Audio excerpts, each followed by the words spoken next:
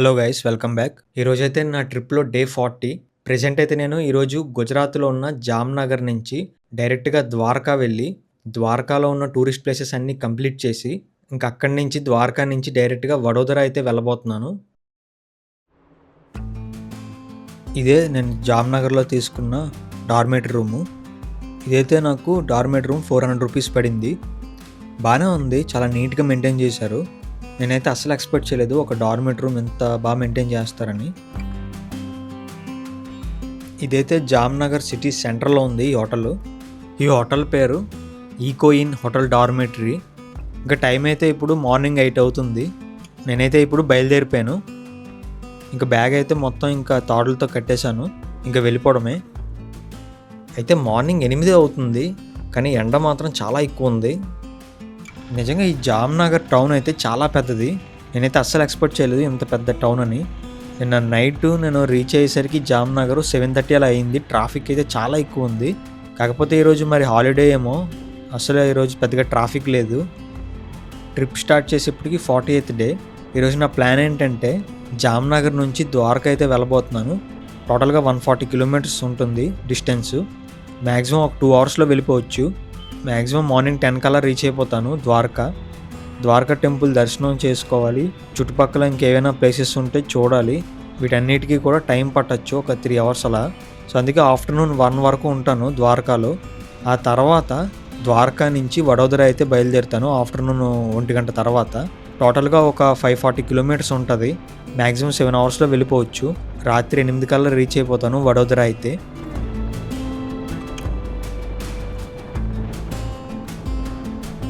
Jamnagar town దాటాక first toll gate ఇది. ఇప్పుడే బ్రేక్ఫాస్ట్ అయితే చేయలేదు, కానీ ఒక ఫ్రూట్ జ్యూస్ అయితే తాగాను. ఈ కోస్టల్ రూట్ అయిన Jamnagar Dwarka highway NH 947 NH 151A మీద వెళ్తుంది. అయితే జ్యోతిర్లింగాస్లో ఫేమస్ అయిన సోమనాథ్ టెంపుల్ అయితే ద్వారకా టెంపుల్ నుంచి 236 కిలోమీటర్స్ డిస్టెన్స్ ఉంటుంది. బట్ ప్రెజెంట్ బడ్జెట్ కొంచెం తక్కువ ఉండడం వల్ల నేనైతే వెళ్ళలేకపోతున్నాను ప్రెజెంట్ అయితే. ఇంకా ఇక్కడి నుంచి ద్వారకా అయితే ఇంకో 96 కిలోమీటర్స్ ఉంది. ఈజీగా ఒక 1 అవర్లో అయితే వెళ్ళిపోతాను. గుజరాత్లో అయితే రోడ్స్ అయితే చాలా వరకు డబుల్ రోడ్సే ఉన్నాయి. నేనైతే అస్సలు ఎక్స్పెక్ట్ చేయలేదు. అసలు ఎటు చూసినా ఏ టౌన్ ఏ సిటీలోకి వెళ్ళినా అన్నీ డబుల్ రోడ్సే. సో ఆ విషయం అయితే నాకు చాలా బాగా నచ్చింది. కాకపోతే రోడ్ క్వాలిటీ అయితే కొంచెం తక్కువగానే ఉంది, కానీ సో చక్కగా ఒక స్పీడ్ అయితే కాన్స్టెంట్గా మెయింటైన్ చేసుకొని చక్కగా వెళ్ళిపోవచ్చు. అండ్ రేపు నేను వడోదర దగ్గర ఉన్న సర్దార్ వల్లభాయ్ పటేల్ గారి స్టాచ్యూ ఆఫ్ యూనిటీ దగ్గరికి అయితే వెళ్ళబోతున్నాను.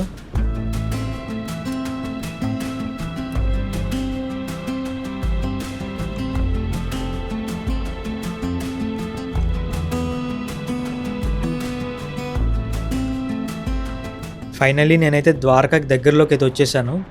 ప్రెజెంట్ ఇదైతే NH 151A హైవే. అండ్ ఇక్కడ లెఫ్ట్ సైడ్లో వెళ్తే పోర్బందర్ వస్తుంది.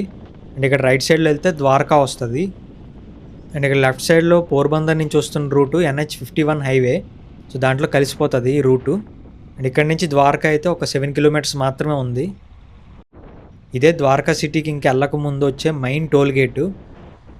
ఇప్పుడు నేను వెళ్ళబోతున్న ఈ ద్వారకా టెంపుల్ గుజరాత్లోని అరేబియా సముద్ర తీరంలో ఉన్న పురాతన పవిత్ర నగరం అని మనకు తెలిసిన విషయమే. అయితే ద్వారకా అంటే స్వర్గానికి ప్రవేశ ద్వారం అనే అర్థం. ఎందుకంటే అప్పట్లో సముద్రంలో మునగక ముందు ద్వారకా నగరానికి అనేక ద్వారాలు ఉండేవంట. అందుకే ద్వారకావతి, ద్వారకామతి అని కూడా పిలుస్తూ ఉంటారంట. ఇక్కడ మీరు లెఫ్ట్ సైడ్లో చూసుకుంటే ఈ 200 మీటర్స్ ఇసుక దాటితే మొత్తం అంతా సముద్రమే. ఇక మొత్తం అరేబియన్ సముద్రమే. నేనైతే ఆంధ్రప్రదేశ్ నుండి లదాఖ్ వరకు వెళ్ళి అండ్ అక్కడి నుంచి మన ఇండియాలో గుజరాత్లో వెస్ట్ కోస్టల్ ఏరియాలో ఈ ఎడ్జ్లో అయితే ఉన్నాను ఆల్మోస్ట్. చాలా హ్యాపీగా ఉంది ఇంత దూరం వచ్చినందుకు. ప్రెజెంట్ అయితే సముద్రపు గాలి చాలా ఎక్కువ తోలుతుంది. టెంపరేచర్ మొత్తం చేంజ్ అయిపోయింది. ఇందాకటి వరకు చాలా హై టెంపరేచర్ ఉండేది. అండ్ ద్వారకాలో మెయిన్ ఇప్పుడు చూడాల్సిన ప్లేసెస్ ఏంటంటే మెయిన్ ద్వారకాధీష్ టెంపుల్, ఆ తర్వాత టెంపుల్ పక్కనే ఉన్న సుధమా సేతు, ఇంకా మూడోది బాదకేశ్వర్ మహాదేవ్ టెంపుల్. సో ఇది కూడా సముద్రం దగ్గర ఉంది. మొత్తం ఈ 3 ప్లేసెస్ అయితే ఇప్పుడు చూడబోతున్నాను. ఇంకా చాలా ప్లేసెస్ ఉన్నాయి ద్వారకాలో చూడాల్సినవి. కాకపోతే ప్రెజెంట్ అయితే టైం ఎక్కువ లేదు. సో అందుకే ఈ 3 ప్లేసెస్ అయితే చూడబోతున్నాను. ఓ పక్క లెఫ్ట్ సైడ్లో మొత్తం అంతా సముద్రమే. అండ్ మీకు అక్కడ లెఫ్ట్ సైడ్లో చివర ఒక గోపురంలా కనిపిస్తుంది కదా, సో అదే మెయిన్ ద్వారకా టెంపుల్. ఇప్పుడే నేను ద్వారకా టౌన్లోకి అయితే ఎంటర్ అయిపోయాను. అండ్ ఇక్కడ స్ట్రైట్గా వెళ్తే మనం మెయిన్ ద్వారకా టౌన్ లోపలికి అయితే వెళ్తాం.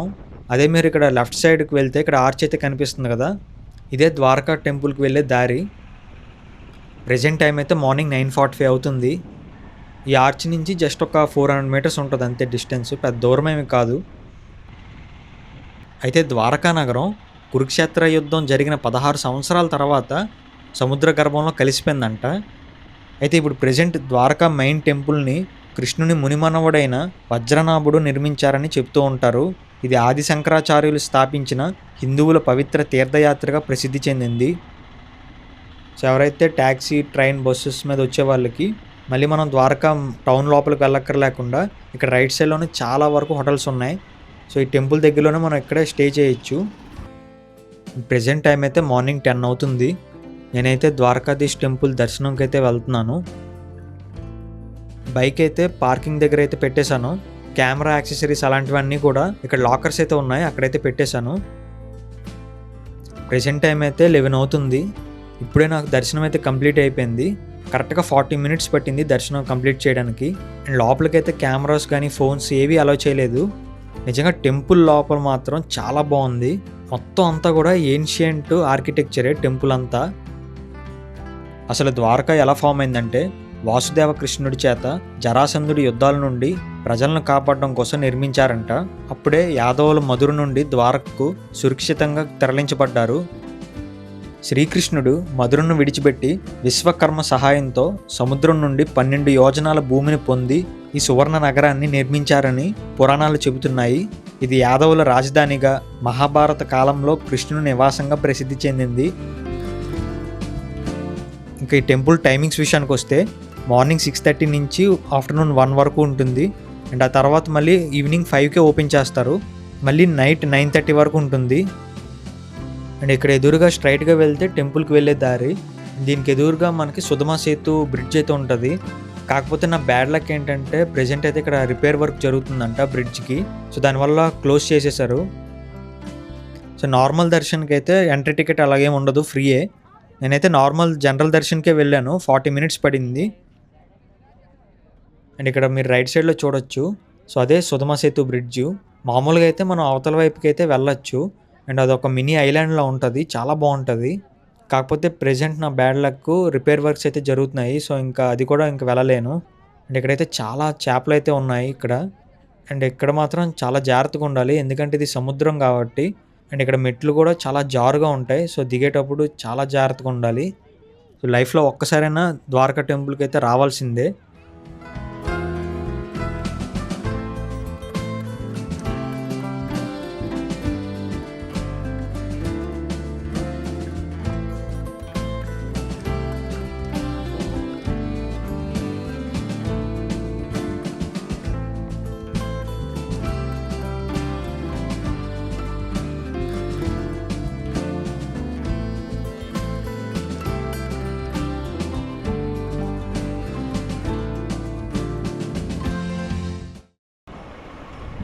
ఇప్పుడైతే నేను ద్వారకా టెంపుల్ నుంచి 2 కిలోమీటర్స్ దూరంలో ఉన్న బట్కేశ్వర్ మహాదేవ్ టెంపుల్ దగ్గరికి అయితే వెళ్తున్నాను.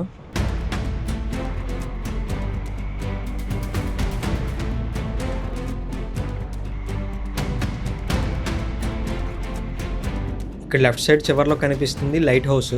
అండ్ అలాగే ఇక్కడ మీకు ఎదురుగా కనిపిస్తుంది అయితే స్టాచ్యూ ఆఫ్ కంపాషన్ అంటారు. అండ్ సన్సెట్ పాయింట్ కూడా.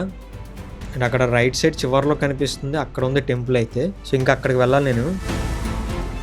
అండ్ ద్వారకాలో ఇంకో స్పెషాలిటీ ఏంటంటే మెయిన్ ద్వారకాధీష్ టెంపుల్ దగ్గర గోమతి రివర్ కూడా కలుస్తుంది సముద్రంలో. నిజంగా అది ఒక స్పెషల్. నిజంగా సముద్ర అలలు అయితే మాత్రం చాలా దారుణంగా ఉన్నాయి ఇక్కడైతే. ప్రెజెంట్ ఇది సమ్మర్లో కూడా చూడండి సముద్ర అలలు ఎంత ఎక్కువగా ఉన్నాయో.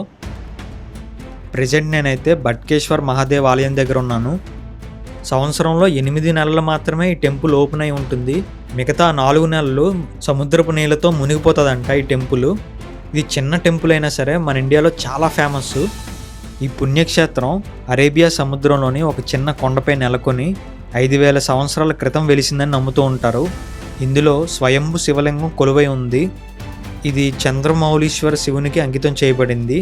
ప్రాచీన కాలంలో శ్రీకృష్ణుడి శివలింగాన్ని పూజించారని నమ్ముతూ ఉంటారు. అంటే ఇక్కడ ఉన్న వాళ్ళు ఏం చెప్తున్నారంటే వర్షాకాలంలో ముఖ్యంగా జూలై ఆగస్టులో సముద్రపు నీరు మొత్తం పెరిగి ఆలయం అంతా మునిగిపోతుందంట. సో ఇక్కడ వరకు అసలు ఎవరు కూడా రాలేరంట ఆ టైంలో. ఇంకా దాన్నే శివునికి జరిగే సహజ జల వార్షిక అభిషేకంగా భావిస్తూ ఉంటారు.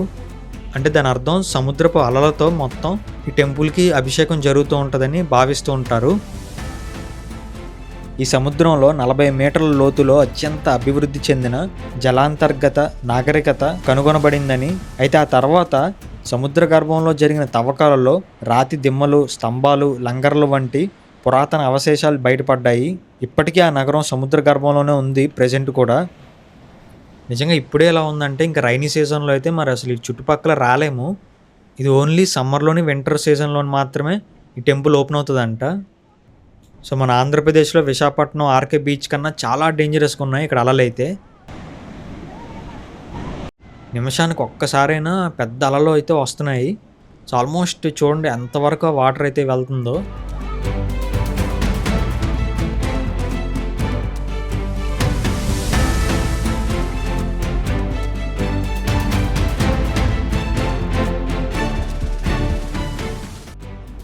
అండ్ ఫైనల్లీ ద్వారకాలో చూడాల్సిన ద్వారకాధీష్ టెంపుల్, సుధమా సేతు, బట్కేశ్వర్ మహాదేవ్ టెంపుల్ ఈ 3 కూడా చూసేసాను. ఇంకా రిటర్న్ జర్నీ అయితే స్టార్ట్ చేశాను. ప్రెజెంట్ టైం అయితే ఆఫ్టర్నూన్ 1 అవుతుంది.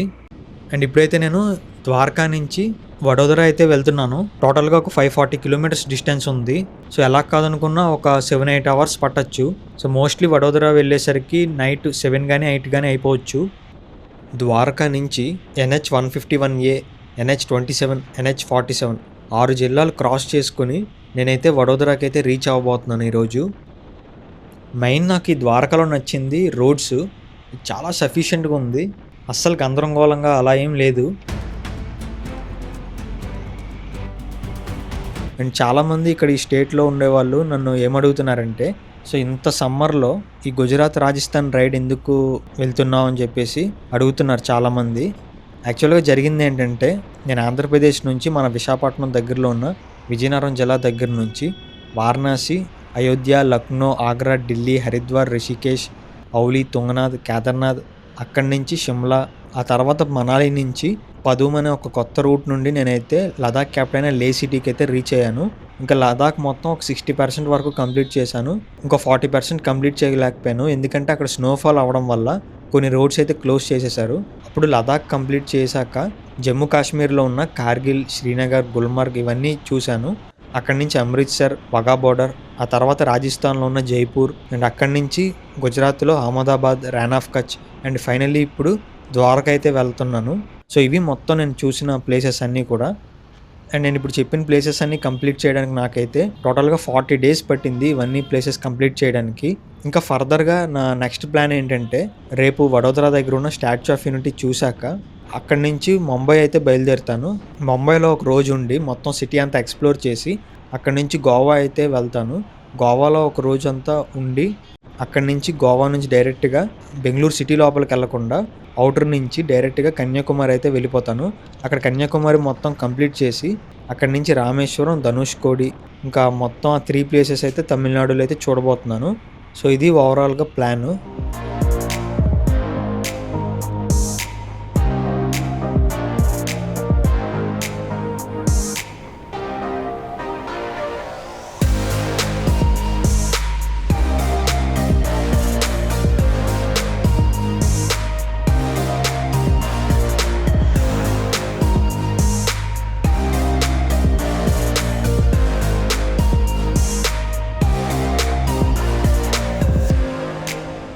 ప్రజెంట్ టైం అయితే ఈవినింగ్ 5 అవుతుంది. నేనైతే చోటిలా అనే ఒక టౌన్లో ఉన్నాను గుజరాత్లో. నేను ఆల్రెడీ జామ్నగర్, రాజ్కోట్ ఇవన్నీ దాటిపోయాను. మధ్యాహ్నం 1 గంట నుంచి ఇప్పటిదాకా టోటల్గా 300 కిలోమీటర్స్ అయితే డ్రైవ్ చేశాను ఈ 4 అవర్స్లో. ఇంకా వడోదర రీచ్ అవ్వాలంటే ఇంకో 240 కిలోమీటర్స్ ఉంది. ఈజీగా ఒక 3.5 అవర్స్లో వెళ్ళిపోవచ్చు అని అనుకుంటున్నాను. మ్యాక్సిమం 8-8:30 అయిపోవచ్చు. యాక్చువల్గా ఇది రాజ్కోట్ అహ్మదాబాద్ వెళ్ళే నేషనల్ హైవే NH 47. అయితే అహ్మదాబాద్ వెళ్ళక్కర్లేకుండా బగోదరా అనే ఒక టౌన్ దగ్గర అయితే రైట్ డైవర్షన్ అయితే తీసుకుంటాను. అక్కడి నుంచి తారాపూరు, ధర్మజు, బోర్సద్ ఆ టౌన్స్ పై నుంచి అయితే నేను వడోదర అయితే రీచ్ అవ్వబోతున్నాను.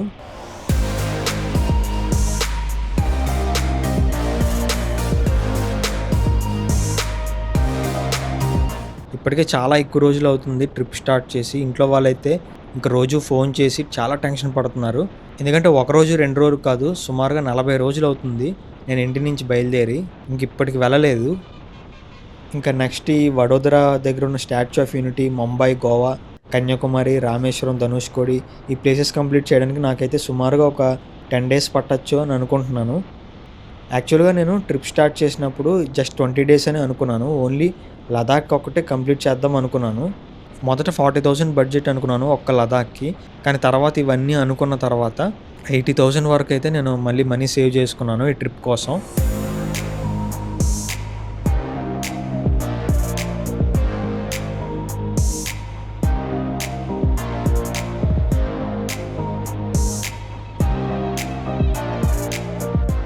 ప్రెజెంట్ టైం అయితే 7:30 అవుతుంది. ఇప్పుడే నేను 100 రూపీస్కి డిన్నర్ అయితే కంప్లీట్ చేశాను. గుజరాతీ స్టైల్లో చాలా బాగా పెట్టారు, రోటీస్ అండ్ కర్రీ అంతా కూడా. అండ్ తక్కువ కాస్ట్లో చాలా బాగా ఫుడ్ ప్రిపేర్ చేశారు. నేనైతే ఇంకా ఆల్మోస్ట్ వడోదరాకి దగ్గరలో ఉన్నాను. ఈజీగా ఒక 40-50 మినిట్స్లో వెళ్ళిపోతాను.